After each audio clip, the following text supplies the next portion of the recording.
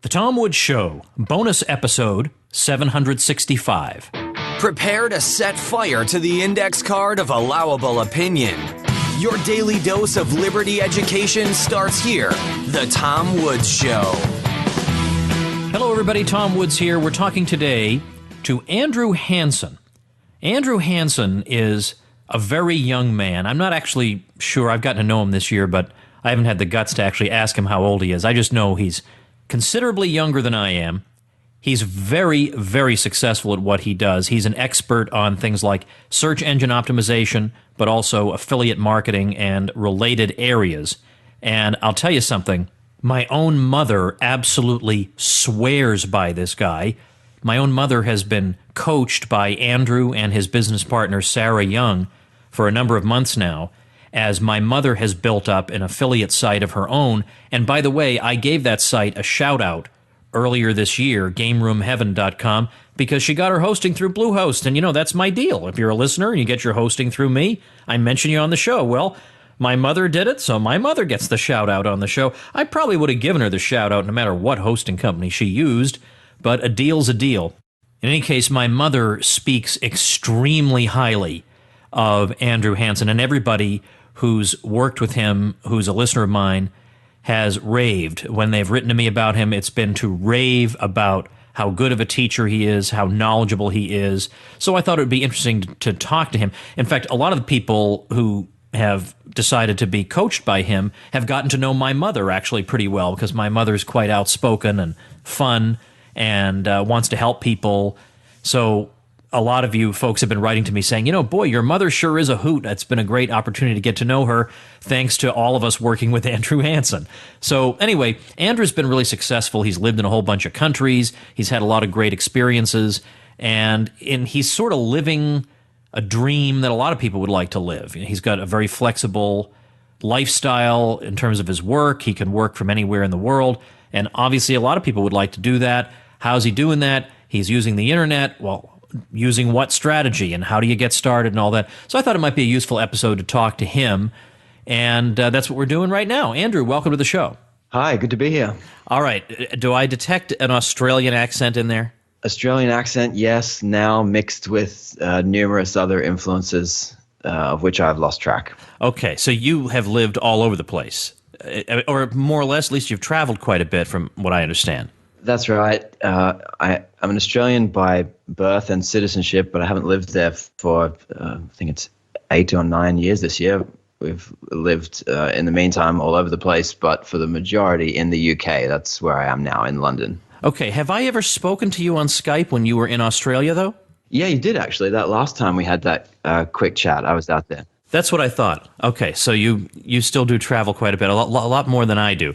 All right, so you've been online for quite some time, doing business of various types, and you've earned I'm not asking for figures, but I know for a fact you've earned a bucket load of money, and you're one of a vanishingly small group of people who teaches other people how to do this, and who also has an excellent reputation. If you look online for a lot of these other people, you can find complaint after complaint. The guy's a shyster. He charged me $2,000 for knowledge I could have spent 3 minutes on the internet searching for, all that sort of thing. And the Warrior Forum, which is an internet marketing forum that I read sometimes, is brutal and merciless on people, and yet they love you. So I'm going to just pitch this softball right over the plate. What's the difference? What is it about Andrew Hansen that makes people say, you can trust this guy? Well, I should say first, if you haven't found any nasty comments about me, it's probably that you haven't read. I haven't looked hard enough yet. They're definitely in there. It's one of those internet marketing is a kind of industry where so many people have had terrible experiences. They're very jaded, and so understandably they become sensitive. So sometimes if somebody buys something from me and they send an email that goes to a spam folder and I miss it, they think that I too am a scam artist, and they post nasty things in the Warrior Forum. So anyway, that aside, the difference is, and this is tough in a sense because I have to choose how critical I want to be of other people who do similar. Exactly. I know I put you in an awkward position, but I think it needs to be asked because I personally know the names of people I would never in a million years do business with in this arena. Yeah. If we're talking about the worst of the worst, there's a lot of people who teach strategies in this arena who don't have much of a concern for the outcomes of the people who take their programs for whatever reason. So they've put a course together. They've realized that they can charge a certain amount of money for a certain thing. And that's where their thinking on the matter ends. If we can make money selling this thing, put it out there. Let's do a course. Let's do an offering. Let's get people to promote it, whatever. And then when the people have joined the program, once they're in, it doesn't matter very much. They factor in getting a certain refund rate regardless. So they don't pay particular attention to how the customers fare, how they do through the program, how many of them actually act on the material and achieve a certain result. Once they're in, it doesn't matter. And that's unfortunately a lot of this industry. Do you think some of these people fake their testimonials? I'm sorry to get so, this is probably not where you expected this to go, but I've wondered that. Definitely. Yeah, that happens in the worst scenarios, and probably even a lot of scenarios. There's faked ones, and there's also just misleading ones, where the ease with which the strategy can be implemented is exaggerated in some extreme way. And so the results might be real, but there's key parts of the story missing. And so the bottom line of all this is that it makes it very, very difficult for people who are earnestly trying to start this kind of business to make sense of it all, to figure out who they can trust, and to find a program that will actually lead them through the steps necessary to achieving some kind of result with it. How did you get started? Were you working, I never asked you this, were you working in some other field and you got tired of it? That's the usual story. I was tired of my 9-to-5 job and I wanted the flexibility of working online. What was your story and how did you get started? Yeah, my story is a little unique in that sense because I started at such a young age that I had no prior profession. And I'm in a group of people who are the first in history to be saying this because I was literally 19 years old when I got started. So I finished high school and then I worked and just messed around for a couple of years. And I got started very soon afterwards, but I didn't come from any other job. I sometimes say that I've never had a real job in my life, which is almost literally true. I did work at a factory for 6 months once, and I worked at Domino's Pizza. But in terms of like a proper job that people have, I've never had that. And it was 19 years old when I started my first kind of business online, and it's kind of grown and developed since there. But I really got started working for somebody else, which was really crucial to me, and I think helpful for people to understand generally, because working for someone else, I kind of had, and somebody else who was doing this kind of business, I meant to say, somebody else who was doing, for example, search engine optimization, who was making websites and running advertisements on them and using this model to make money. So by working for this person, I saw the business really intimately, and I sort of had a mentor in that, somebody who I could work very closely with, ask a lot of questions to, learn the business in a very I'm not sure the right word, but let's say an intimate way. It wasn't by reading an ebook, it was by watching the business operate on a really close way. And that gave me insights into how the business worked that I couldn't have got otherwise. And that was really helpful for me getting started. And that's one of the reasons why I gravitated later in my own quote unquote career doing this to coaching and mentoring other people, because I realized that there's only so far that anybody can get by reading an ebook or by watching a video online. There's something about the relationship, or having that kind of relationship with somebody who's doing really well with the business model you're trying to implement, that makes it much more easy for you to implement. So what exactly have you focused on? I mean, I know you're an expert when it comes to SEO, and one way I know that is from my own mother, who's been in your program for some time, and she is teaching me SEO stuff. She's saying, "Oh, I can do this for you. You should be doing X or Y." And I don't know what on God's green earth she's talking about, but I look into it and I say, "Wow, how the heck do you know all this?" And of course, with her affiliate site that you guys helped her set up, she's hitting page 1 or 2 of Google already on a bunch of keywords, and some keywords I wouldn't have thought you had a prayer of getting page 1 or 2 of Google. And by the way, for people, just to make sure you understand what we're saying, if you're looking to sell something online that people might be doing searches for, and your site comes up on page 8 of Google, good luck getting any sales. No one's ever going to see you. So the key in this crowded day and age is to get on page 1 or 2, which is really hard to do, especially without using any black hat methods, which are, kind of methods that if you get caught, you're going to really, really regret it.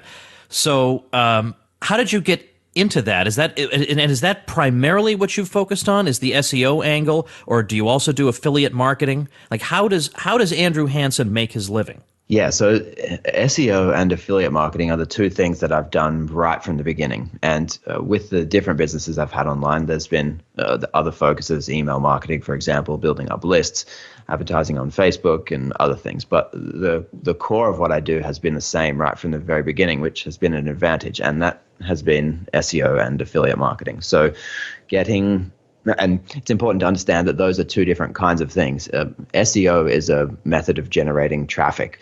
But once you have the traffic, you need something to do with it that can turn into revenue. And affiliate marketing is the revenue model that I've focused most on over time. So you mentioned there selling products of your own. Well, I haven't done as much of that via search engine optimization. My SEO has always been towards affiliate marketing, selling products for other people and earning a commission. All right. Now, I had Sarah Young on the show maybe 6 months ago or a little longer. And she's this, you know her because you've been working very closely with her recently.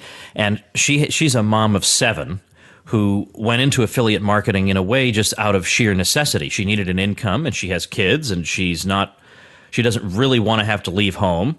And her original intent was to leave home and go to work. Then she had her first child, took one look at the child and said, I'm not going anywhere. I want to stay home with the child. But what am I going to do? So she started selling baby strollers, like things that she knew intimately from her own personal experience as a mother. Baby strollers, an obvious example. She could do an affiliate site.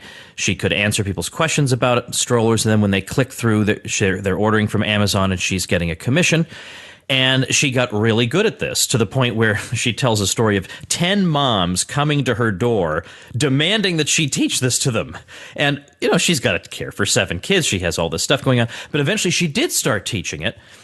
So, but one thing I asked her was at that time, back in, let's say, I think it was the early 2000s that she really, really got into this.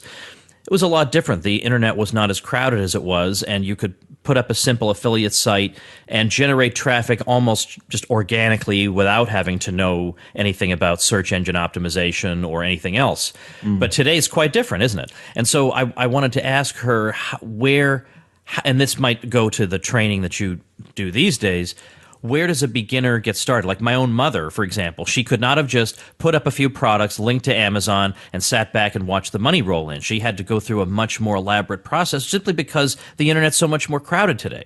Yeah, that's exactly right. So the place that it starts is by identifying a market that you might enter. And there's a couple of ways that you can do that. Sarah's a good example with this because she's got a lot of knowledge and expertise on strollers, and people buy strollers a lot. Strollers, it's a product. It's not a hobby, or strollers are a thing that people buy. That's all they are. So if you have an interest that lines up really well with something that people buy and sell, it's an interesting area to explore, because it's possible that you can, if you want to set up this kind of business, establish yourself as an expert in that market and have your website be the place that people go if they're looking to make decisions about that thing, about what stroller they should buy.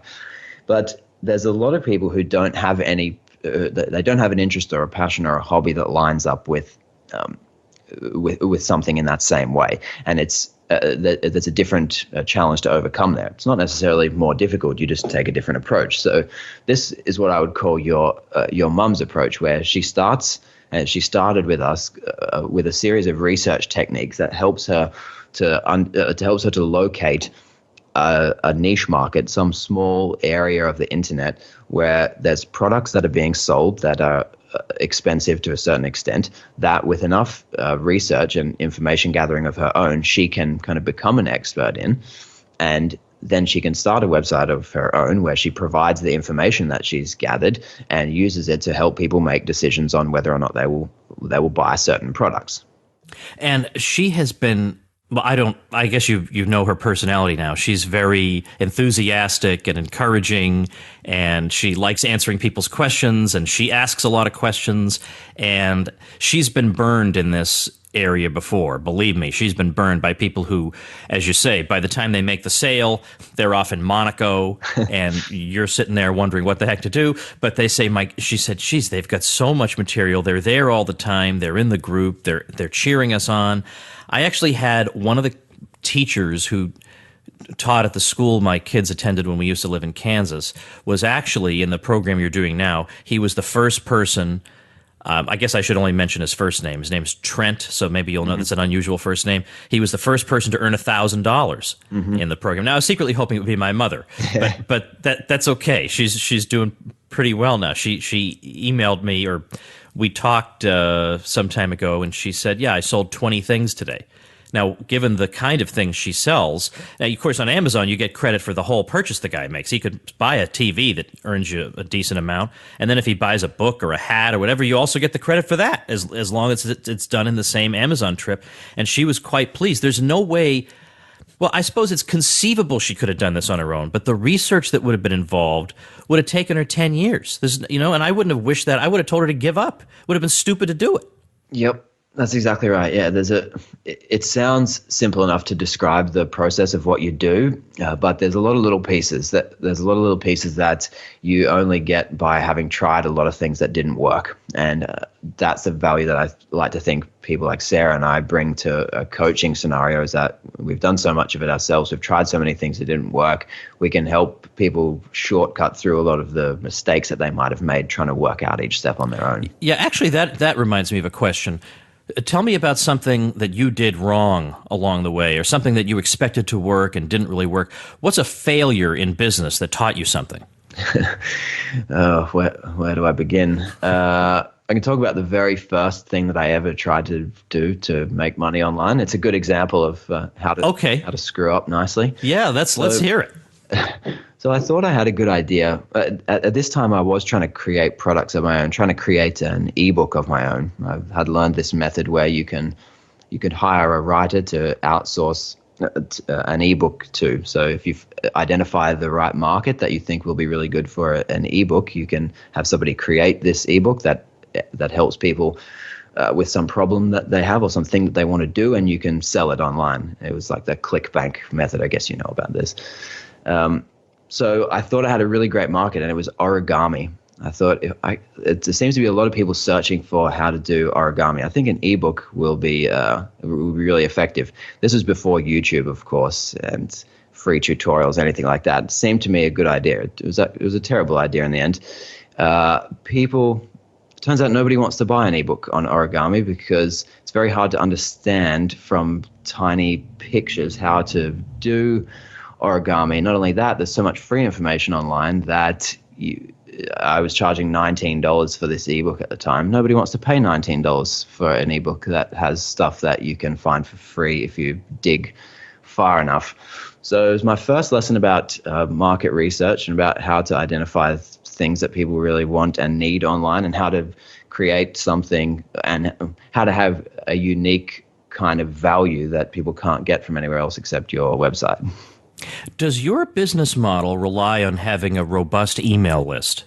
The affiliate marketing business does not at all. No, the other side of my business is the coaching and the training, of course. And for that, I have an email list that I have to build and maintain and everything else. But the affiliate marketing thing side doesn't. It doesn't rely, but it's a very helpful option to have for certain people in certain niches. And we can talk. Oh, all right. Yeah, hold on. Yeah, I want to know about that. How are you doing affiliate marketing without an email list? Everybody tells you get an email list, then you make affiliate pitches to the list.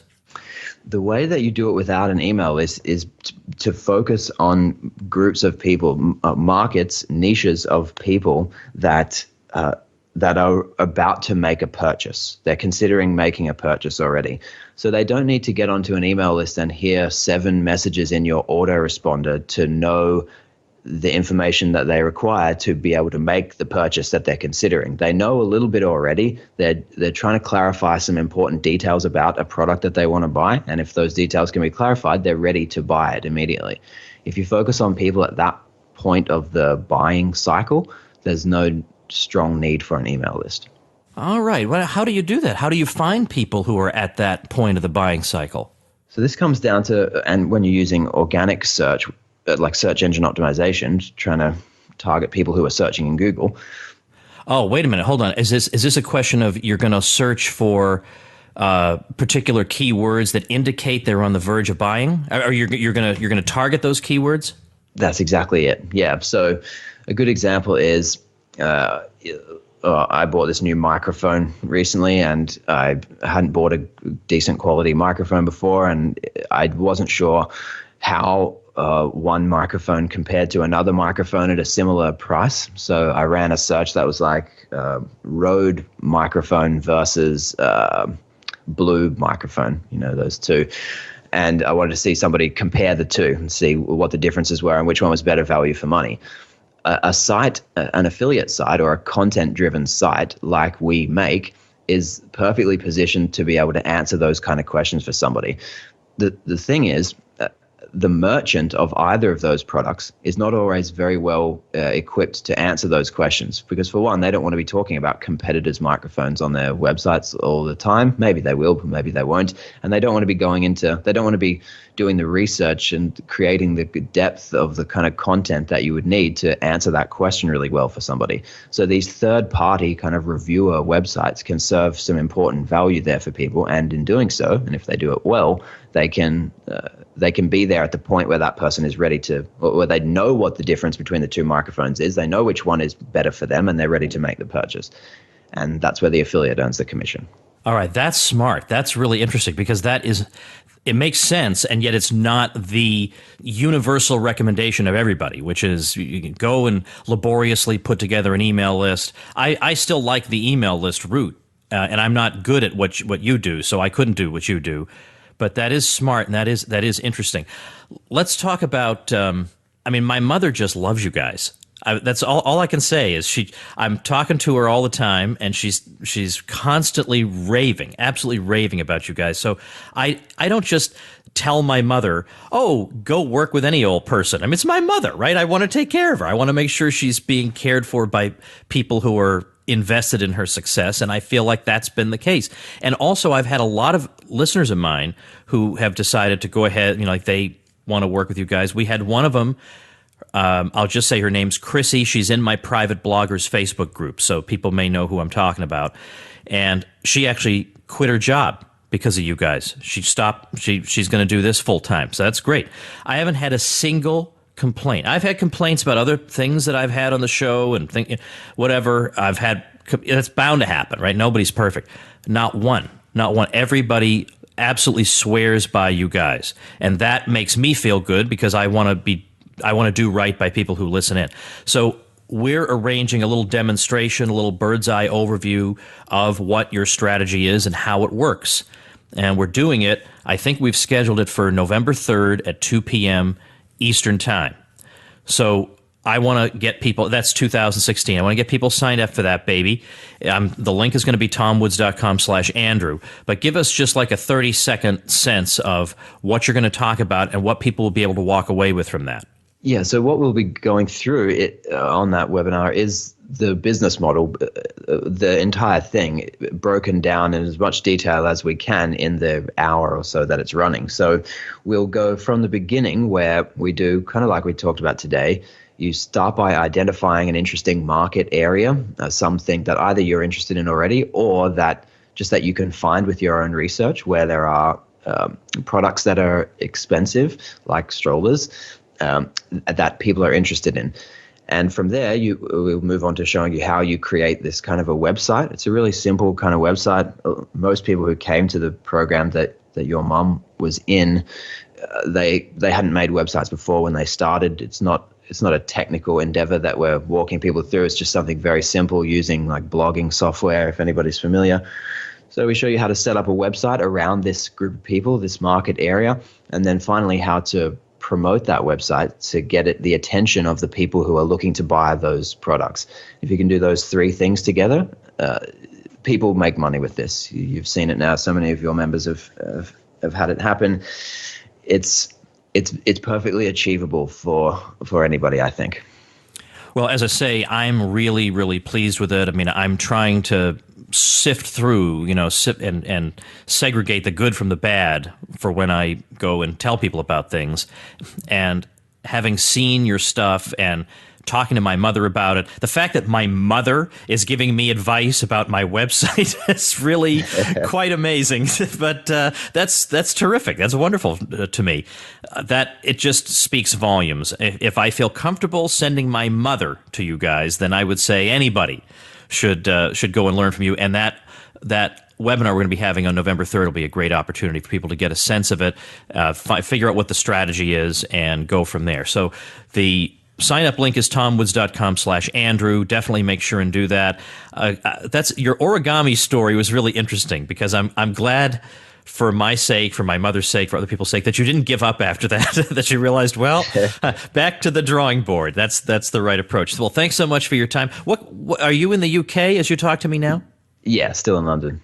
Have you actually, before we go, where else have you lived, let's say, in the past 5 years? Have you lived in places other than the UK in the past 5 years?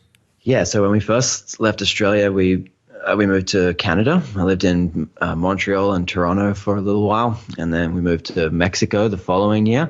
We had this idea that we were going to live in a different country every year until we had children. And we moved to London after that, and we kind of got stuck here. We liked it so much, we were having so much fun, and we knew some people here, so we stuck around. But then after that, we had a little stint in Thailand, which was nice. We lived in Barcelona for a while. And I think in terms of actually living in places, that's about where the list ends. Now, is it that you recently had a child, or you're about to have a child? We had our first baby in 2014, and we got our second due in a couple of months' time. Oh, it's the second one that's coming. Okay, yeah. I didn't really. Okay, so you've settled down. All right, that's just interesting to me. So you were able to live in all these different. Now, I'm a homebody. I'll never leave the United States. Like, I like to visit, but I need familiar surroundings. So that lifestyle is not for me. But you're able to do that because as long as you have Wi-Fi, you can live anywhere. That's basically your model. That's exactly it. Yeah, and it's just been. We've been so lucky. Is constantly moving around. It's not. It's the travel. It has been great, but it's also just the flexibility day to day. Like we get to wake up in the morning and ask, "What's the most important thing for me to do today?" And sometimes it's work, but sometimes it's not. Sometimes it's playing with my son. Sometimes it's having coffee somewhere with my wife. Sometimes it's doing something else, right? And being able to live like that without your priorities being dictated to you, that's really special, I think. Well, I used to be a college professor, and I'm not going to complain about the professor lifestyle, because really, how many hours are you in the classroom? Then you're sitting in your office, and you get paid over the summer when you're not even working and stuff like that. So I'm not going to complain, but I did have to be at particular places at particular times, and I had to be at interminable faculty meetings and committee meetings, and I was just looking to slit my throat during these things. Just awful. Just get me out of here. I want to be anywhere on earth other than that. There's a part of that life that I miss. I mean, I did enjoy walking in that classroom and interacting with students every day. I did enjoy that. But for the past, at least, let's say 6 years, look, there's not much to argue with when you say I really, really prefer a lifestyle where if some morning I frankly don't feel like doing something like that, I don't have to. And if I don't want to talk to anybody, I don't have to talk to anybody. And if I'd rather stay in bed, I can stay in bed. Or if I'd like to work from the beach, just bring my mobile hotspot, I can work from the beach. I've actually done that. I've actually written some of my emails sitting on the beach. Melbourne Beach in Florida, nobody goes there. I don't understand that. At least in the summertime, nobody's there. I have the whole beach to myself. Well, fine, great. I got my own private office. It's called Melbourne Beach. That you just can't put a price tag on that, and I'm really glad. I'm not a millionaire, but I can, and I need a lot of dough to support 5 kids, and especially when we've had some health challenges, it's hard to do that, and yet somehow it's happening. I'm putting out a product people like. People are helping me out. They're allowing me to put out more product, to do more ebooks, to do all that stuff, because they're supporting me and they're liking it. And it gives me a lifestyle that means that if I have a child who suddenly has some urgent need, it's easy for me to drop everything and cater to that. And it's a tremendous thing, and I don't ever take that for granted. It's a glorious thing, and that's what my mother is shooting for too. I mean, my mother's quite young, so she's still working, and she has a perfectly good job, but she's kind of tired of the business world and all the politics that goes into it, and the rivalries and the pettiness, and she would just as soon get out. And so that's what she's on her way to doing. So I'm glad you're able to help that become a reality for a lot of people. So I hope people check us out at tomwoods.com/Andrew. Set that up. And Andrew, thanks for your time this morning. Thanks for having me, Tom. It's been fun. All right, tomwoods.com/765 is the show notes page for today. That'll have a link to my episode I did with Sarah Young, who works with Andrew. That was one of my more popular episodes because she was just a regular person, right? She just was a mom who wanted to stay home with her kids, and she figured, I got to make this work. I just absolutely have to make this work. So she did, and eventually she decided to show other people how she's doing it. So tomwoods.com/765. I will also be linking to the webinar registration page, tomwoods.com/Andrew there, so you can see exactly what my mom's been up to and what other folks have been up to, what the strategy is and how it works, if you are curious yourself. All right, a week's worth of episodes coming up on Monday. Thanks for listening. Become a smarter libertarian in just 30 minutes a day. Visit tomwoods.com to subscribe to the show for free, and we'll see you next time.